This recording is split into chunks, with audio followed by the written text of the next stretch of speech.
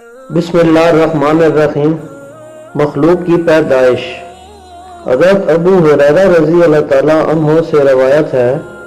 کہ پیارے نبی کریم صلی اللہ علیہ وآلہ وسلم نے میرا ہاتھ پکڑا اور فرمایا کہ اللہ تعالیٰ نے زمین کو ہفتے کے دن پیدا فرمایا اور اس میں پہاڑ اتوار کے دن پیدا کیے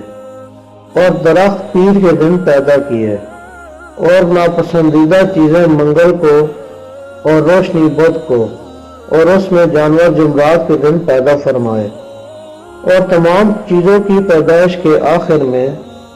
جمعے کو عصر کے بعد حضرت آدم علیہ السلام کو پیدا فرمایا اور یہ عصر اور رات کے درمیان دن کی آخری گھڑی تھی۔ حضرت ابو ہریرہ رضی اللہ تعالیٰ عنہ سے مروی ہے کہ حضرت محمد صلی اللہ علیہ وآلہ وسلم نے فرمایا